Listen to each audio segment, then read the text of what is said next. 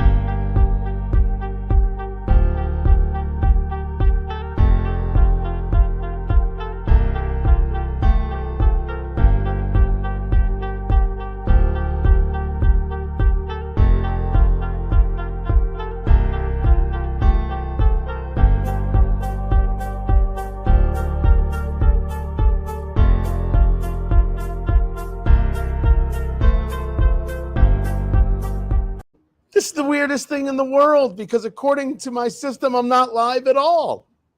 Yet you're showing it live because you're commenting. This is the weirdest thing ever. Like super duper weird. Welcome to the show, Tony Katz. Hey, brought to you by Americans for Prosperity. This is very, very, very strange, but all right, super cool. Let there be technical problems. I can't worry about that. That's Americans for Prosperity right there. It started like 3 times. I know, Scott. That's the weirdest thing in the world. And so it goes. This is the Arturo Fuente Florifina 858 Maduro. You can find this online for about $7.58 a stick. In a shop, you'll find it between like $8 and $9 here. I'm a fan of this cigar. I find it to be a very easy smoke. I find it to have a good tobacco flavor to it. I don't know if I'm a beginner, I start with this cigar, but I get asked all the time. You guys know, in addition to the political stuff, I do Eat, Drink, Smoke, eatdrinksmokeshow.com, and we're on 60 plus radio stations across the country, cigar and bourbon reviews and lifestyles, anything that's being discussed in the cigar lounge we're talking about. I started that as a podcast to get away from politics. And of course, like any good hobby, it turned into a career and where a great amount of my time goes because it's just fun. It's just fun. You can't be political all day, every day. You'll go crazy. You'll go mad. The world's crazy. People want to be angry. I'm just not interested. I'm not interested in being angry. I'm interested in things that, well, they give me joy. I'm interested in art and cigars. Our art, when you think about the number of people who have touched this, to roll this, to grow the tobacco, to figure out what the wrapper, the binder, and filler should be, and then put this together, it's quite incredible. This is a 6 1/4 by 47, so 6 1/4 is the length, right? How long the cigar is. The 47 refers to the ring gauge. Woo! That's the diameter of the cigar, how thick it is around. A 64 ring gauge would be a full inch around. That is a hunker of a cigar right there. Way, way, way too much. I don't enjoy that at all. It doesn't have the right mouthfeel to it. It just doesn't. That's the only way to describe it. It's too big. So this is probably at the low end of where I like to go, unless I go with a Lancero. You've seen Lanceros before because they're very long, thin cigars. And that's a 38 ring gauge. And very often that's considered unmanly. What do people know? Lanceros have tremendous flavor because flavor comes from the wrapper. That's where you're getting the flavor from. And this is a Connecticut broadleaf right here in this Arturo Fuente 858. I love broadleaf. I also love Cameroon wrappers, Dominican in the binder and the filler. So in this cigar, you're going to get more flavor because the ratio of wrapper to binder and filler is on your side. It's not that a 52 or a 54 ring gauge won't treat you well. It'll treat you very, very well indeed. It's just that so much flavor is in the wrapper that sometimes these smaller ring gauges really do bring out really, really good things. Now, the question, of course, is how do you light this thing? How do you cut it? How do you light it? We get asked that question all the time. I mean, if you're looking for a break and escape from the politics, this is a great way to do it. And knowing how to do it matters, because if it's screwed up, it takes away from the enjoyment. So this cut on here was done by the staff here at Blend Bar Cigar, where I record, eat, drink, smoke, blendbarcigar.com. And if you're curious what I'm smoking there, I'll leave it up for you. The Arturo Fuente Florifina 858. I cut, I see how that's a little off center. It's okay. Sometimes that'll happen. It's not a big deal. It's not the end of the world. But you can see this is the cigar. You can see this is where it starts curving up a little bit. Right at that curve up, that's where I like to cut. I like what's known, for me, I'll call it a shallow cut and straight. This is a cigar that would go with a straight cut. Boom, straight across. Some people were commenting about whether or not Lee was talking about, do I do a V cut? A V cut is literally what it says. It'll come in, right? Bring a little, there, get like that. And it'll bring a little V in. And what that does is it intensifies the draw. Remember, you're not inhaling a cigar. You're toasting the palate. You're bringing it in, getting the flavors there. Some people will engage it out. The sinuses, it's something called the retrohale. Your nose has many more receptors than your tongue or your palate. You really get a whole bunch of flavor in that. A punch, Scott, a punch is when you just do a little hole in the cap. So this is the cap end where you smoke from. This is the foot. That's what you're going to toast. That's what you're going to light. And then the cigar comes up from there. So a punch is to really, really intensify the draw. You got to have a pretty flavorless cigar to want to do that. And now I say that knowing full well, man, it's your cigar. Do anything you dang well like. What is it that you enjoy? That's the cut to make. I rarely do a punch on a cigar. Sometimes a lighter will have a built-in punch. If I don't have anything else, it works. Very often, I just utilize my thumb to cut it off. If you ask, can you use a knife to cut it off? Not like that. This is not a knife that would work. I don't think a serrated edge is going to make much sense. And if you're asking me, Tony, do you carry that? I have a couple. I have a few. I'm not a knife collector, but I do carry a knife on me. So there's the cut. Now the V cut, as I said, if it's a torpedo or a pyramid, which means it comes up to a tip, maybe something called a perfecto, where the foot end starts at a tip and kind of goes out. It kind of grows with it, and then of course it comes in to a tip, to a point. I might do a V cut on that because I don't want to cut too much of the cigar to be able to get the draw. I want to be able to enjoy as much of the cigar as possible. I might do a V cut on something like that. Sorry, I was looking at the wrong camera. I apologize. So that's enough with cut. This is a straight cut. The light. Any lighter will do. There are expensive lighters. There are cheap lighters. This is a Firebird right here.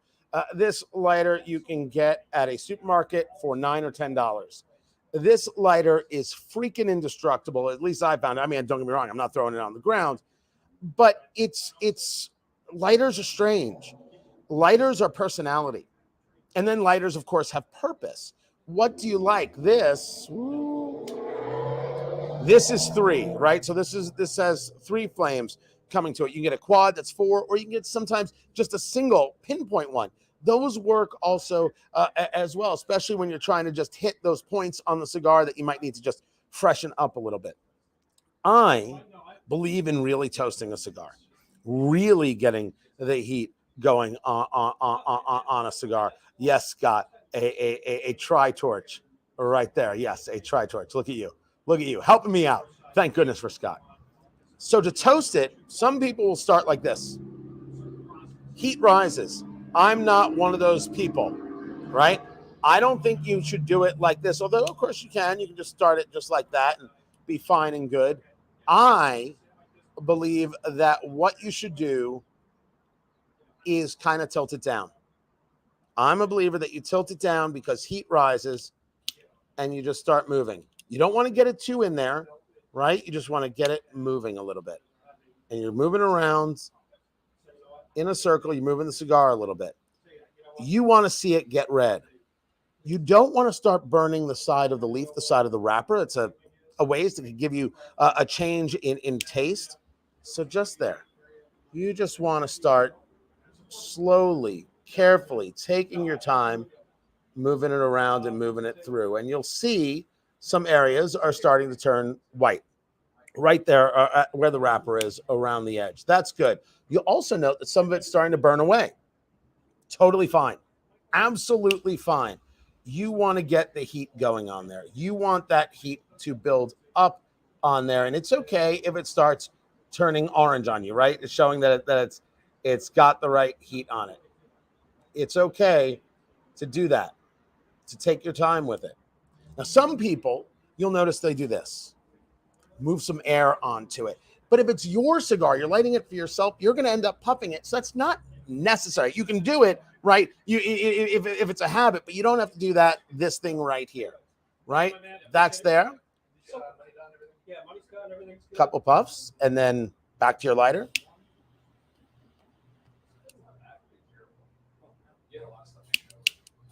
And done. That's it. That is the way to light a cigar. Now, the cigar may go out on you. You've put it down too long. You're puffing not enough, or worse, sometimes you're puffing too much and the cigar gets too hot. You almost get a bitter, maybe an ammonia kind of feel. You're puffing too often. A puff every 30 seconds is a good rule of thumb. Some people would say 45 seconds. You're trying to keep the cigar going, but you don't want to overwhelm heat into it, because that's going to change the taste, the flavor, and that's really going to ruin your experience. Now, I happen to choose a cigar here that's less than $10. There are plenty of those. I probably play in the $15 to $20 range. That's usually where my cigars land. Maybe that's not for everybody, but it's part of my job, and it's a passion, if you will. So I don't mind spending on that. But no matter what you've spent, you don't want to waste it. You don't want to ruin it. You don't want to ruin the experience. That's why a good cut matters, because if you cut too deep, you're you feel like you're losing out. Like it doesn't fit perfectly in the mouth, and you don't want that. That mouthfeel matters tremendously. Same thing with the lighting. And then you'll notice, let's say it looks a little uneven. That's fine. That right there is totally fine. But if you get like a really uneven burn, which sometimes called canoeing, well, then you can touch up a little bit around it. I wouldn't do anything else to do it. And touching up is nothing more than taking up your lighter and just giving it a little, just like that. And that's how it's done. Now, I got asked a couple questions, and let me say, Penny, I love that your dad has a Zippo. Zippo makes an insert now that's a torch. So you can have the Zippo feel and get the click. I happen to have one of these, but it's a torch lighter. I would never, if I could avoid it, utilize a Zippo on a lighter. There are soft flame lighters as opposed to torch lighters, which I think work great. And it's a little bit different in how you heat up the cigar. But it also, a Zippo is going to add that butane. And you might get that flavor in your cigar. And honestly, I don't want that. Biggie, is it Biggie? What kind of avatar is that? I can't put that up there. What's wrong with you? You don't have to use just a wood match. You don't have to. It's not necessary at all. Sorry about that. It's absolutely not necessary to just use a wood match. You can. I've used plenty of matches, and of course, Scott wants to know if you've ever tried a cedar split. Sometimes you will see cigars that come wrapped in like a cedar wood shell. It's very, very thin. And some people use that, and then they sell cedar strips. You can light that. And the purpose is to take away any torch or any lighter, and then you light with the cedar. Totally fine to do. I've done it many times. In the end, I don't think a torch affects a cigar really at all. I have not found that I am getting a serious change in flavor because I used a torch or I used a cedar strip. just hasn't been that way for me. That's smoking beautifully. And you notice, so I was speaking for a good minute or two, and it didn't go out. It's not going to go out. When you're talking about construction, especially on this, in Arturo Fuente, the construction is there. So when we talk about construction of a cigar, how it's built, how does it hold that burn, and what's the feel? So I'll give you a feel thing. A cigar should be a touch firm and a touch pliable. That's the best way I can describe it. Too spongy is a problem. Too firm is a problem. Sometimes you can roll the cigar a little bit between your thumb and your forefinger, just kind of break it up just a touch without trying to break the wrapper. That's clearly important. And so you should have in your humidor, or when you're checking a cigar, you should just have the right bit of give and the right bit of firmness is what it is. And then you might find in your own humidor, you like things a little more humid, a little less humid. Again, the individual gets to decide. One of the reasons I love cigars, it's all about individual choice. What are you into? What are you into? Now, I was saying as when I put up the post about this, that, cigars are a political conversation. Cigars are political because of how people treat smoking and lump cigars in with cigarettes, and these are very different things.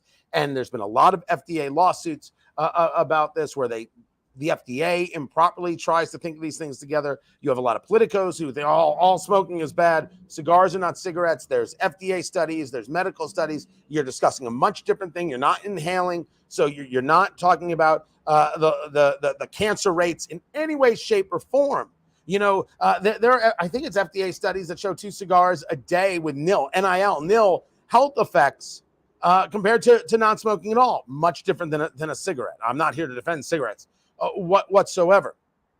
But when cigars get put in and lumped in, and they talk about banning these things, man, that drives me crazy, because I'm here at a place called Blend Bar Cigar. They happen to have 4 locations across the country, but in the end, it's a mom and pop business. It is a small business. Your local tobacconist, your local cigar shop, is a small business hiring people who are your neighbors. And I don't think those people should be put out of business because somebody else doesn't understand anything at all about cigars. I don't think that's smart or good or valuable in any way. I think it's a huge, massive mistake, and something that I fight all the time. Then there's the geopolitics of cigars.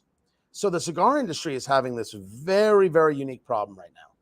And the problem is that they don't have enough people to do the farming and the rolling, the manufacturing of cigars in places like Nicaragua, in places like Honduras, because those people are coming to the United States.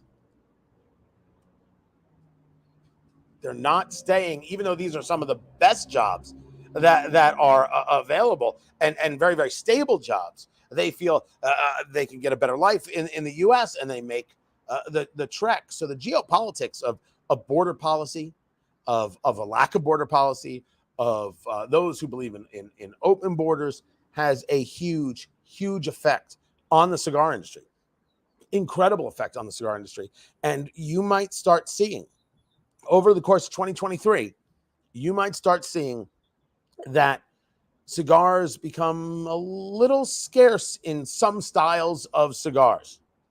You might see that you might not be able to find certain cigars that you like because, well, that tobacco came from Nicaragua, or the product itself was manufactured in Nicaragua. There's also some other geopolitical things where you might see the United States considering some embargoes on Nicaragua because of political action happening there, something I'll discuss another time. So cigars played political. Cuba and the embargo, and Cuban cigars, which aren't what they used to be, right? Cuba was the perfect soil, and the seeds was just absolutely incredible and fantastic. And that seed, when Castro came and people fled, that seed then got planted in other places. And over years of solid cultivation, you have fantastic cigars the world over. Just absolutely terrific, terrific stuff. So you don't have to rely on a Cuban just to have a good cigar. It's just not necessary. So a little bit of politics, but really just how you light a cigar. That's how I do it. And I would say that burn is going pretty Dang. Well, now you'll forgive me. I know we had a weird start to the video. I couldn't figure out what was going on. I don't even know how I'm going to be able to log off. Like, I don't know, because StreamYard, which is the system that I use, it says to stream everywhere. Like, so we're there. The YouTube page has this, and Facebook, until we can do the live stream on locals. It still goes to Facebook, LinkedIn, and every place else is seeing this. I can't see how many people are on, and I can't see how I'm supposed to log off. So I'm going to try. I want you to have a good weekend. I want you to enjoy a good cigar and relax. And remember, it's not all politics all the time. Can't live like that. My appreciation, as always, to Americans for Prosperity, AmericansForProsperity.org, economic liberty, free speech, and a couple of those people, they're appreciators as well. Guys, we'll catch you later. Take care.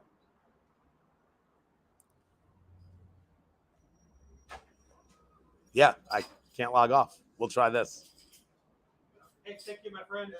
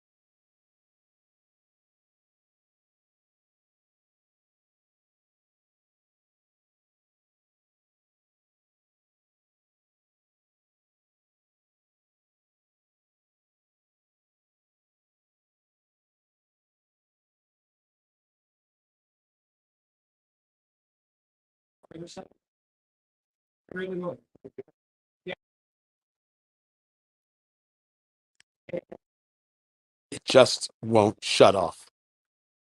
Oh well.